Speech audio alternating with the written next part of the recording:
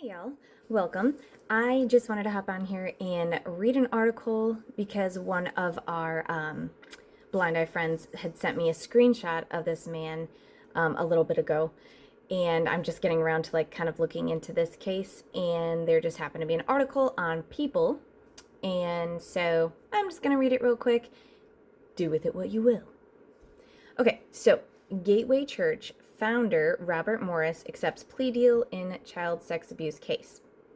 So it says a quote here: "My hope is that many victims hear my story and it can help lift their shame and allow them to speak up." His accuser, Cindy Clemishire, I don't know if I'm saying her name right, so I'm so sorry, but forgive me. It is Clemishire. So if someone wants to help me pronounce it on the comments, feel free. I don't know her personally, so I feel bad like butchering her name, but Cindy Clemishire said in a statement. So here we go. This is the guy's face, if you can see that. I'm dual recording, so like this is like kind of a lame way to do it, but this is what I know, and it's like easier for me to get something done quickly. So someday I'll get fancier with actually recording my screen on my PC and blah blah blah. But anyway, so it says in this need to know category, says Texas megachurch founder Robert Morris has pleaded guilty to sexual abuse involving a minor. The former spiritual advisor to President Donald Trump accepted a plea deal after being charged with 5 felony counts of lewd or indecent acts with a child. Cindy Clemishire, now 55, said she was 12 years old when the sexual abuse started in the 1980s. Gateway Church founder Robert Morris has pleaded guilty to multiple child sex abuse charges in Oklahoma. Officers led the 64-year-old preacher away in handcuffs on Thursday, October 2nd, after he accepted a plea deal before Judge Cindy Pickerill in Osage County District Court for 5 felony counts of lewd or indecent acts with a child, NBC News reported. Cindy Clemishire, now 55, said she was 12 years old when the sexual abuse started. And then there's a video. I did not actually watch that yet, so I'll put the link. When I make this video, I'll just put the link to this article by People. I don't know if you can see that up there, but this thing's blocking it. But anyways, yeah, I'll just put the link in there, so if you want to watch the video, feel free. Morris, a former spiritual advisor to President Donald Trump, received a 10-year sentence. It never feels long enough, but I'm happy he's getting a sentence. That's awesome. However, only 6 months will be served in jail. Oh, what? Did I miss that earlier when I read through this? Like, I skimmed through it real quick, and then I was like, I'm going to make a video on it. Sorry, I'm shaking the camera. With the remainder of his time to be on probation in Texas as part of his plea agreement or arrangement. Oh, that sucks. Per a statement provided to People by Morris's attorney, Bill Mateja. I'm terrible with names, I'm sorry. Okay. In an email, sorry if it's like far away, you might pause it and zoom in if you want to see like what I'm reading. In an email to People, Gateway Church declined to comment. Of course they did. On Morris's conviction. While he believes that he long since accepted responsibility in the eyes of God and that Gateway Church was a manifestation of the acceptance, he readily accepted responsibility in the eyes of the law. Mateja said in a statement provided to People. So that's the Morris's lawyer, Mateja, is saying that like he accepted responsibility just right away through like in the eyes of God, and now he's accepting responsibility in the eyes of the law. Except like, how nice is that? He's getting what, 6 months in jail? And the rest of the 10 years is probation? What is that even gonna do? Like, how's that gonna keep anybody safe? That's what's creepy, is like, okay, so maybe he learns a little bit of a lesson, 6 months in jail. And maybe it's because like the case is so old, maybe they had to like go really easy on him. I don't know, because I know that can be really tricky. Like if I was accused of something, from decades and decades ago, it would be like, oh darn, like I don't know. Like I'm trying to put myself on like both sides.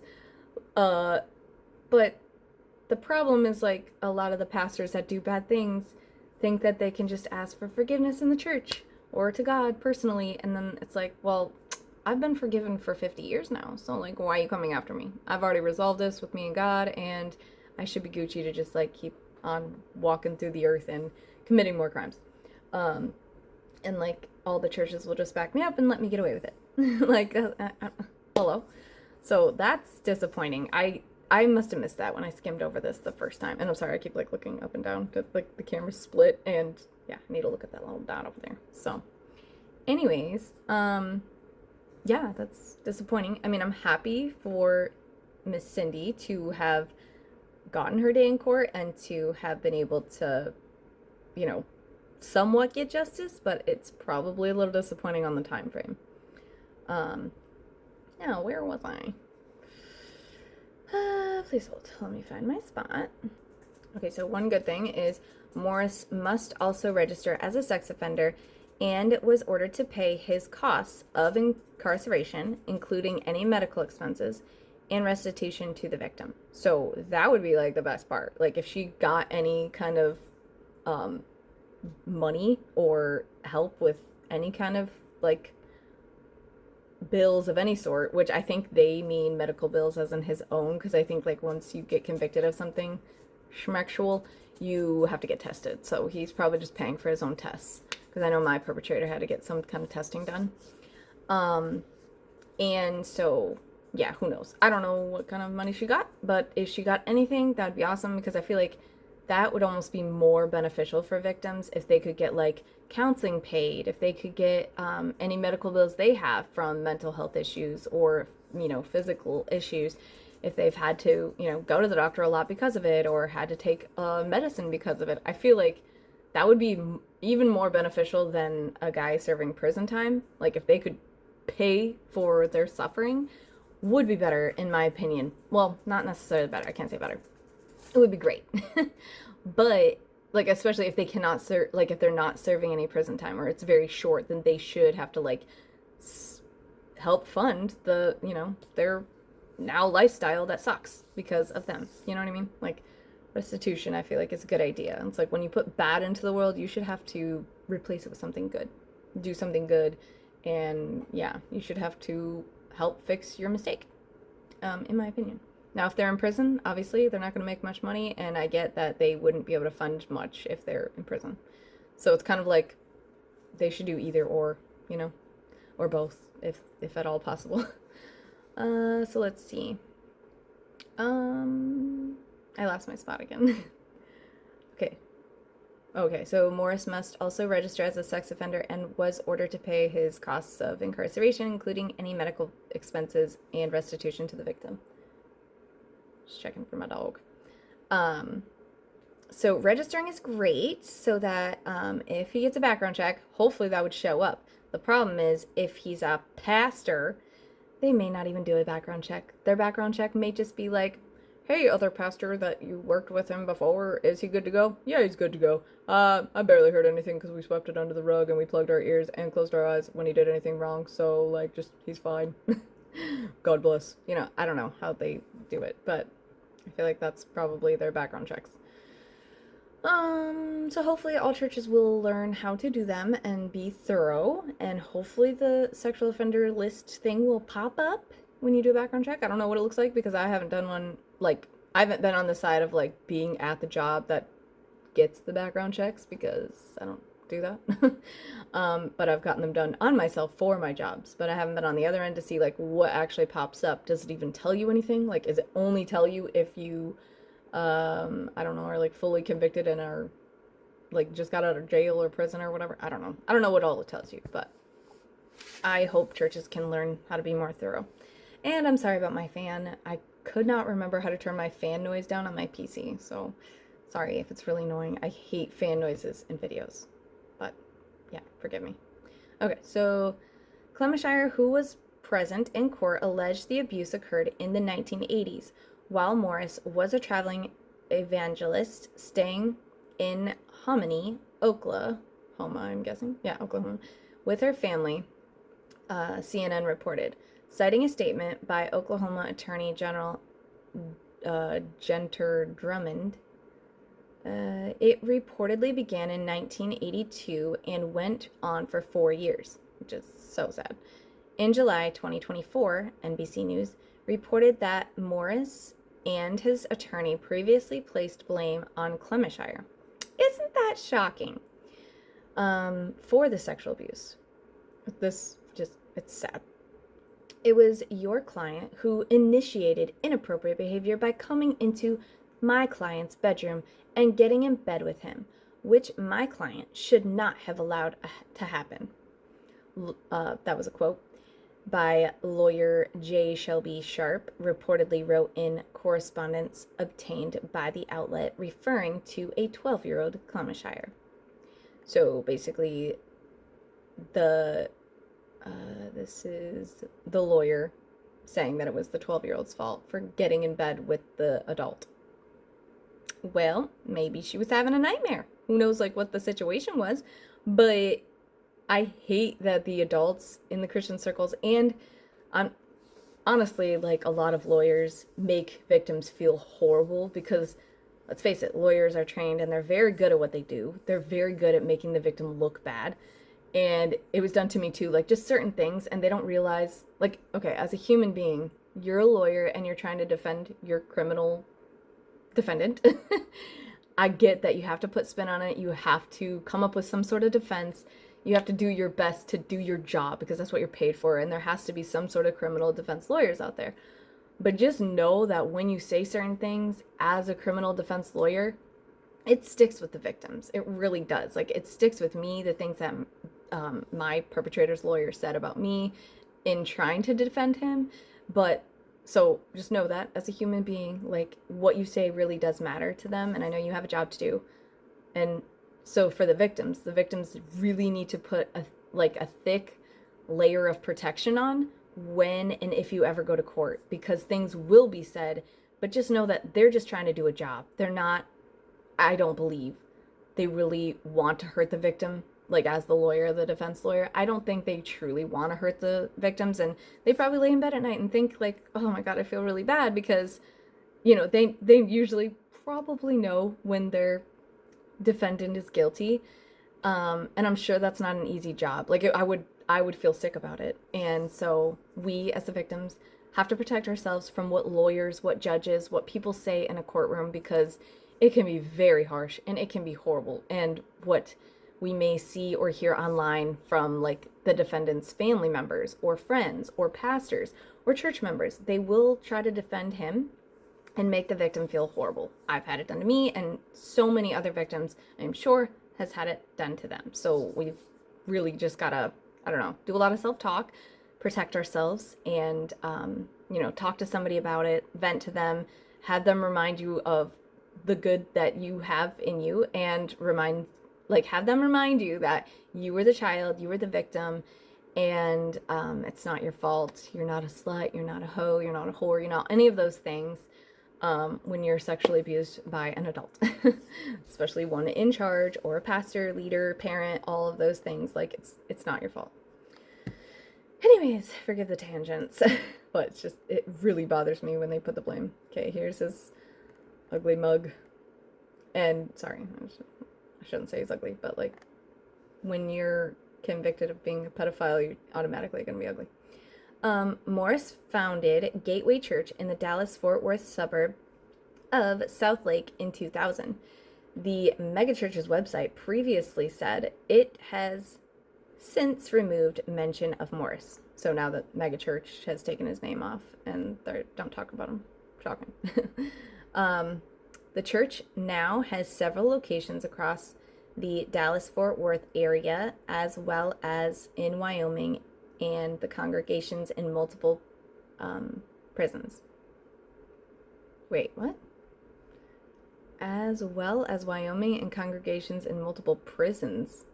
So the church now has several locations across Dallas-Fort Worth area.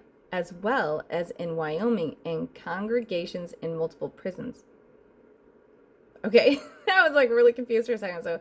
So this megachurch has different locations, and they're in prisons too. Which, I mean, obviously I knew like churches have like prison ministries and stuff like that. It's just like, it's weird in a way, like that they're like, I don't know, ministering to the prisoners and telling them about God and how to be good, but yet a lot of the pastors are pedophiles that should also be in prison. I'm wondering if they're like getting tips and tricks from the convicted felons. And like they're actually there to like get info, not to spread info about Jesus or whatever. That's just hitting me at the moment. So, okay, this video is already way too long. Sorry. I was like, I'll just make a 5-minute video. I can never do it. Okay. So Clemishire spoke to the courtroom on Thursday and said in a statement that, quote, justice has finally been served, and the man who manipulated, groomed, and abused me as a 12-year-old innocent girl is finally going to be behind bars, end quote, per CNN. Another quote, my hope is that many victims hear my story and it can help lift their shame and allow them to speak up, end quote, she said. Quote, I hope that laws continue to change and new ones are written so children and victims' rights are better protected.